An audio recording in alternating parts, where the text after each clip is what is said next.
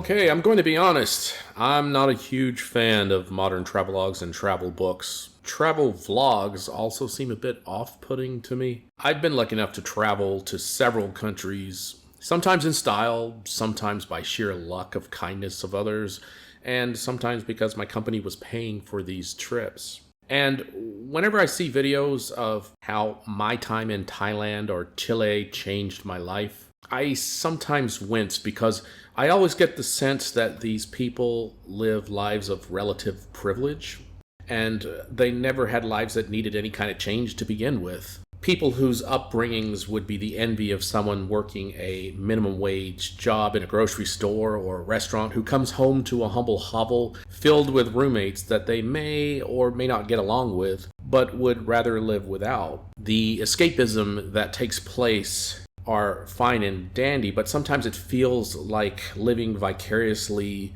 through other people who are luckier than you. I need travel books to inspire and give me insight, and The Birdman and the Lap Dancer does this in spades. This is a book that transcends genre as far as I'm concerned, and the scenes are sometimes so over the top and theatrical feeling, and I mean this in the best of ways, that I come back to them again and again. I've reread portions of this book many times just to feel good. Organized as a series of short stories not related to each other, save for the fact that the author lived them or knew folks who lived these stories, this book can be picked up at any given time for a great quick read. You can skip around and read which chapters you fancy, though it is a quick read, and I did so sequentially and loved every page of it. The first chapter of the book starts off in a park, and this comes off deceptively posh sounding. It takes place in a park in the south of France, but it introduces a few underlying themes that resurface throughout this short story. First, don't judge a book by its cover. We tend to pigeonhole people into this or that black and white category based on appearances when everyone is more complicated than that. A dance instructor, a former dancer named Miss Arlette, befriends an old homeless lady named Miss Pourachet, I'm probably not pronouncing that correctly, it's French, on a park bench, and after a short time she invites the woman to live with her. Now, this is to the chagrin of her friends and acquaintances, but by the end of this short, delightful story, we discover more about Miss Pourachet's life, that she had a much richer tapestry in her life than any of Arlette's friends could have ever imagined. Again, don't judge a book by its cover. In a few short pages, we get the very real sense of who these ladies are, the lives that they've lived. We want more. We feel a certain melancholy sadness having to say goodbye. But even when he writes passages about knowing that he will never see someone again, they live on forever in these eloquently written homages to these very real people. They touch us, change our perspectives, and help us grow. Don't judge a book by its cover.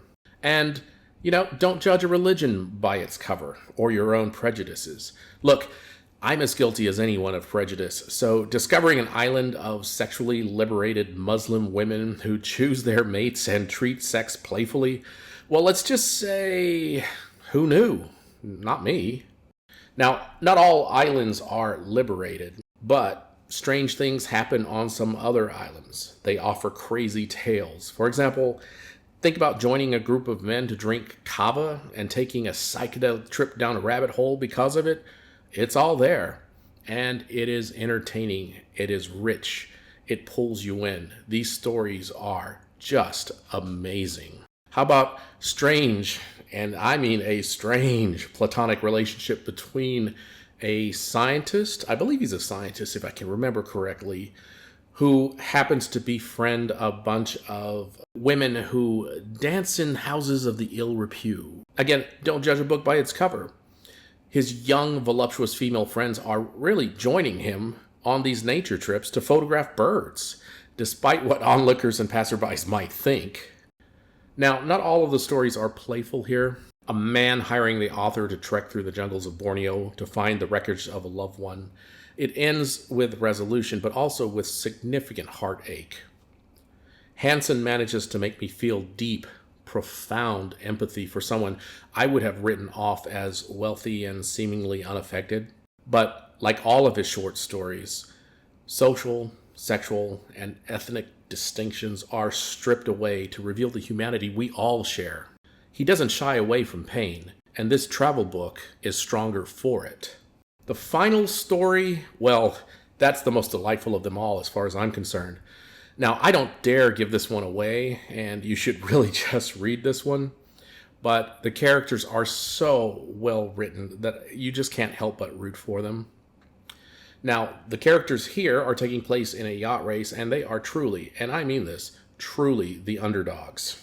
By the climax of this story, I actually stood up and clapped, y'all. I stood up and clapped in an empty room by myself, and I don't give a damn. I'll clap again. That's how good this story is. The finale, in my opinion, was the best part of the story. I didn't touch on all of the short stories that are in this book, but I recommend that you do read them. They are varied. They're all really, really good. I would say that this book doesn't really have any filler in it. It's got something for every mood, and it really does linger with you far after you put the book down. However, if you're just in a mood for a quick, delightful read, you can pick it up and just go to any random story in the book, and it's a great short story. So, grading this book, I'm going to give readability a full moon. This is an easy to read book. There are no long, pedantic passages or anything like that. This guy really draws you in with really plain, simple language. The pacing is brilliant, full moon. My interest in it actually is a full moon. It would not have been due to the subject matter, like going to a plane wreck in Borneo. Well, that's not really something that I would want to put into a travel log, but because he writes it so well, he gets a full moon for this. And overall, of course, a full moon. Right, thank you very much. If you've liked what you heard or what you saw, please like, comment, and subscribe. It would help me out a great deal. Thank you.